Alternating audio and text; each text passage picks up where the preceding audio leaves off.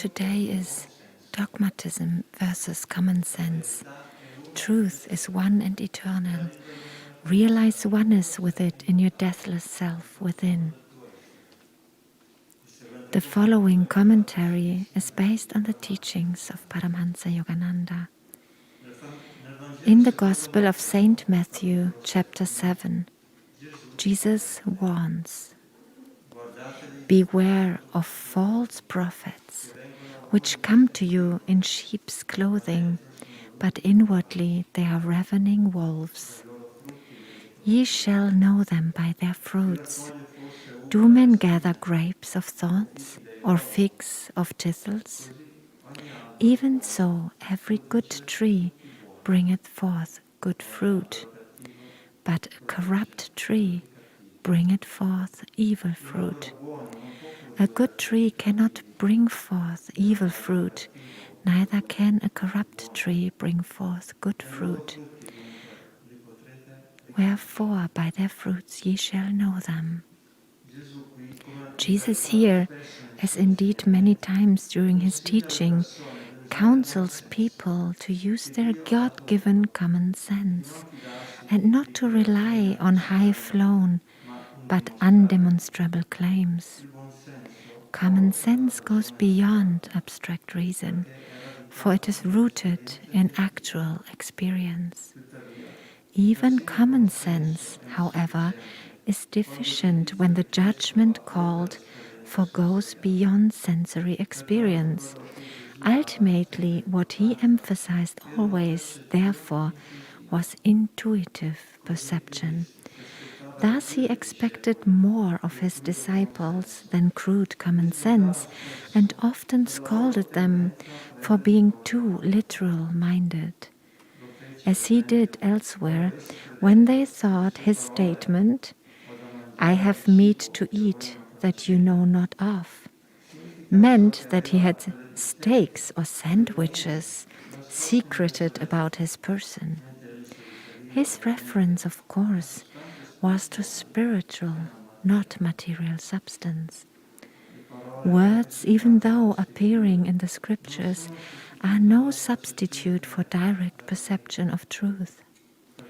Therefore, the Bhagavad Gita says in the second chapter, "The sage who knows God has a little need for the scriptures, as one might have for a pond when the whole land is covered in flood." Thus, through Holy Scripture, God has spoken to mankind. Om, Om, Om.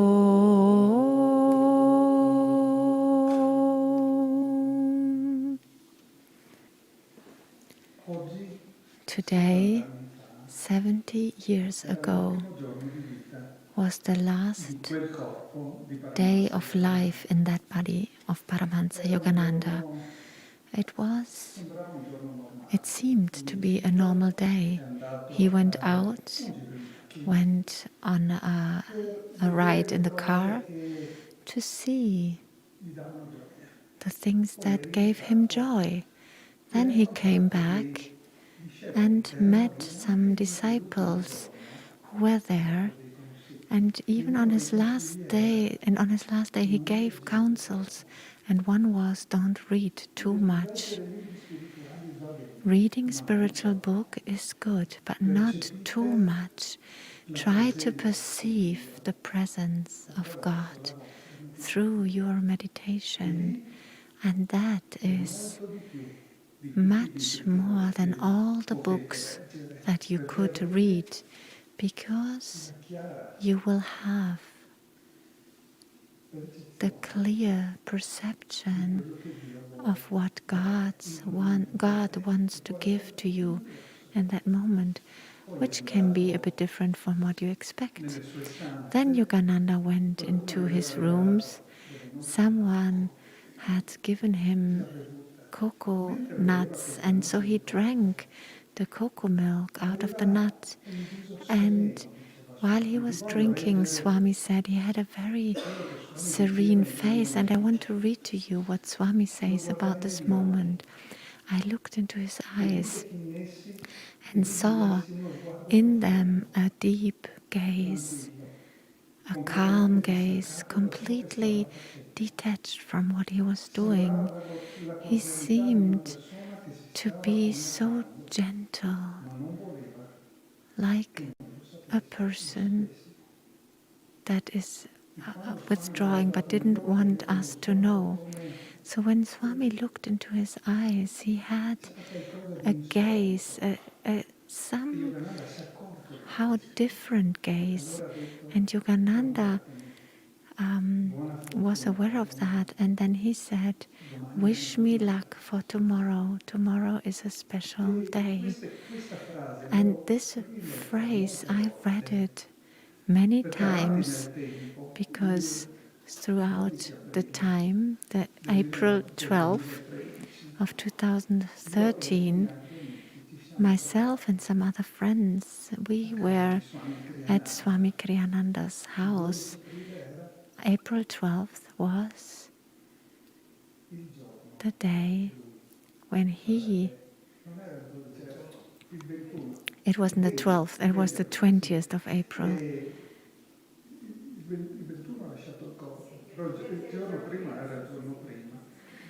So on the 21st, Swamiji left his body, but it was the 20th of April, the day before, and we were having a tea with him.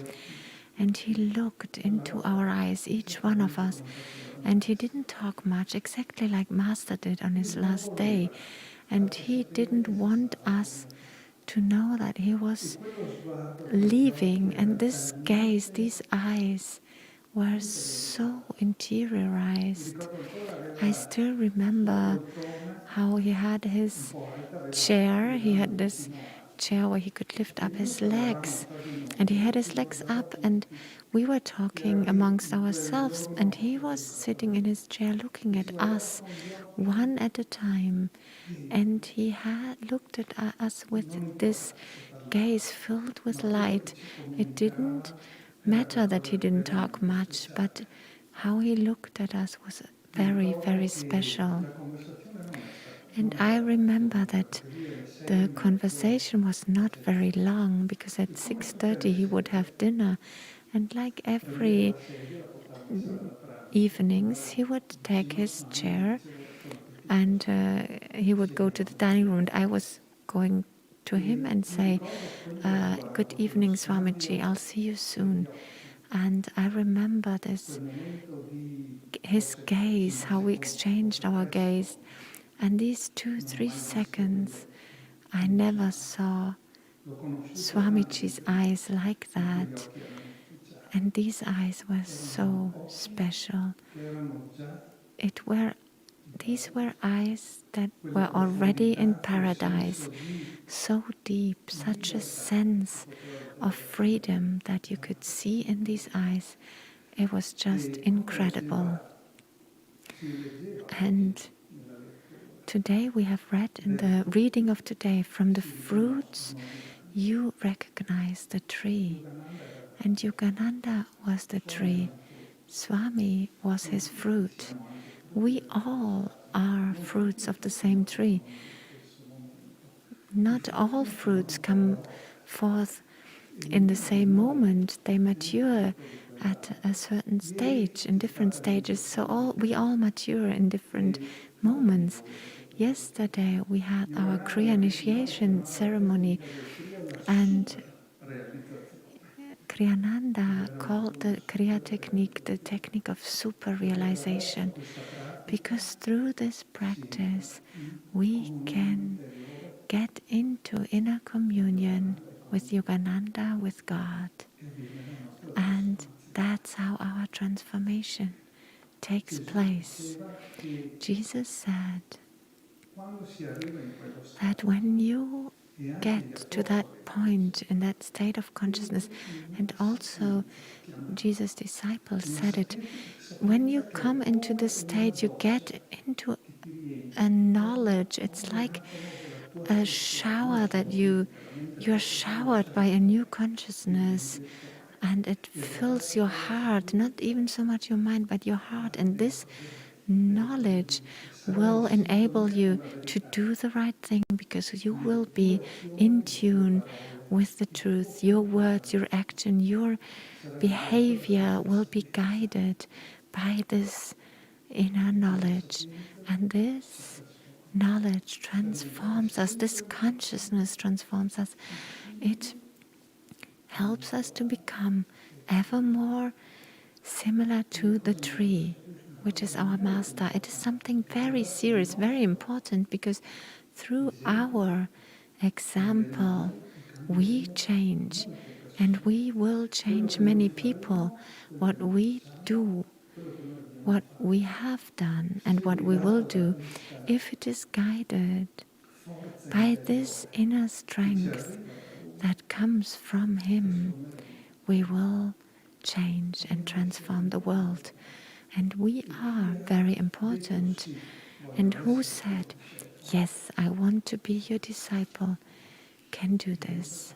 And it is important that we do it, especially in this time of great, big changes and transformation. We have started this transformation. Others will start it. And it is very important that we are examples in order to silently bring the light from the heaven into this world. There was a man, his name was Carlo. He had had a nice life, very simple and easy life, and his last day had arrived. And on his last day of life, his angel came to accompany him into the astral world. And Carlo said, do I need to follow you? Yes, yes, please come. Your time has come. We need to go. So they start walking, and Carlo sees that the angel is carrying a suitcase. And he asks the angel, what is in that suitcase? And he says, all the things that belonged to you. And he said, but what is inside? What are you carrying? Are you carrying my money, my properties, my things? And the angel says, no, those do not belong to you. They belong to the world. And then he says, but so what are you carrying? My memories? And the angel says, no, those belong to the time. They are not yours. So what is in there? My talents? He says, no, the talents belong to the life circumstances. And Carlos says, so what is in there? My friends, my family? He says, no, I'm sorry. Those are companions of travel. They don't belong to you. So what? What is in there? My son, my wife? No, also those do not belong to you. They have been given to you to share life with you. So he says, so what is in there? My body? No, also that's not yours. That doesn't belong to you. It belongs to the earth. So he says, so what? My soul? Also that one has been given to you.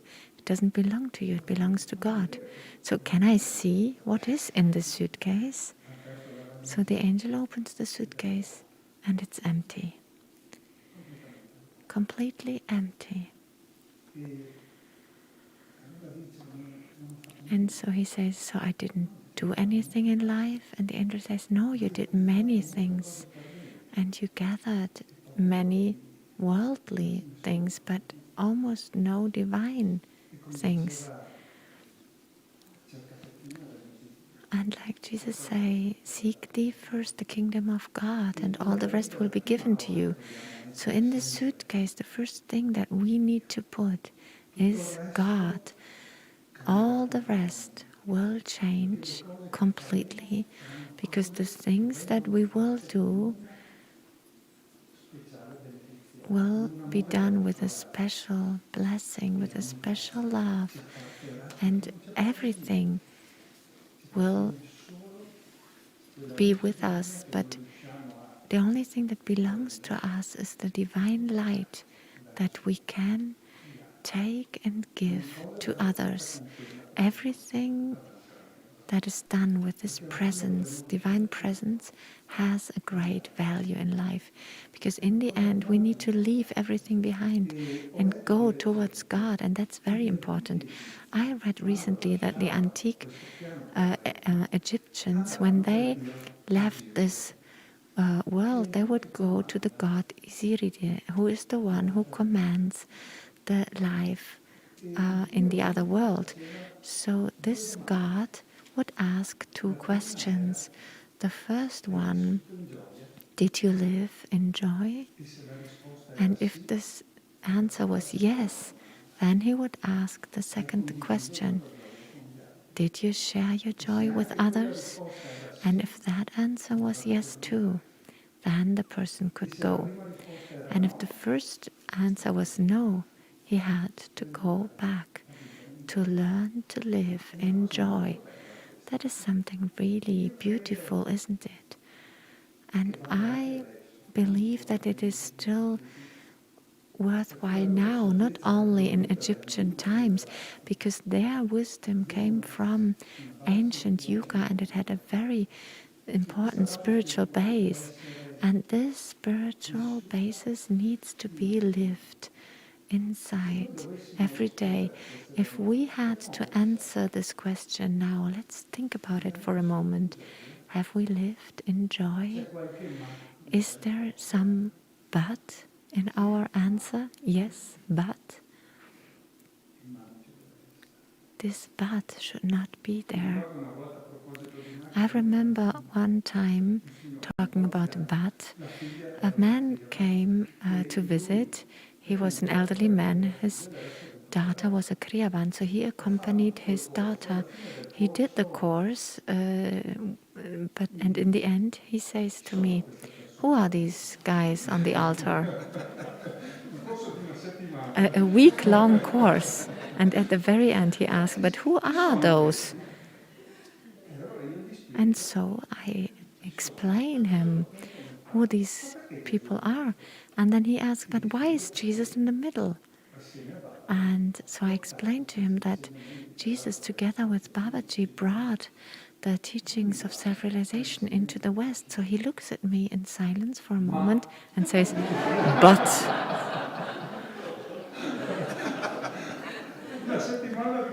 A week-long course. And so we all laughed, and I really appreciated his joy. He didn't understand anything during the whole week, but he didn't take it very heavily. He was just very simple and light. And after years, even, we would always greet each other, and I really appreciated his honesty, his correctness.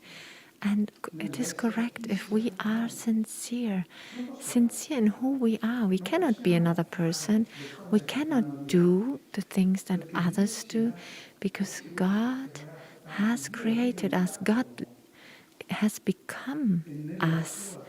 And in His infinity, He has given us special things that belong to Him. And we need to value who we are. We cannot copy who others are. That doesn't work. But what does work is when we are ourselves. It is difficult to go against the mainstream. It's more tired. It's tiring. Of course, going against the mainstream is tiring, but it's what makes us strong and fills us with courage, and it makes us truthful, because we are expressing our truth for the world, and that's something very important. A while ago, years ago, in the United Nations, the director of the president of the United Nations invited someone, and he introduced this person saying, I want to present to you the most powerful woman of the world. And then came a little nun, and her name was Mother Teresa of Calcutta. And when she entered the room, everyone raised up, everyone. And they honored the uniqueness of this nun. She didn't care about what other people thought. She didn't want to be different from what she felt inside. And she acted on that. And she did so much. Then they sat down. She looked at everyone and started smiling. And she said something so different from what everyone had expected her to say. She said, "You have a big role in the United Nations. You have the possibility to do many things. But in this moment, I don't want to talk to you as representatives of the United Nations. I want to talk to you as men, as humans." And she said, "The man is not thinking he's illogical and egocentric. It is not important. Love him.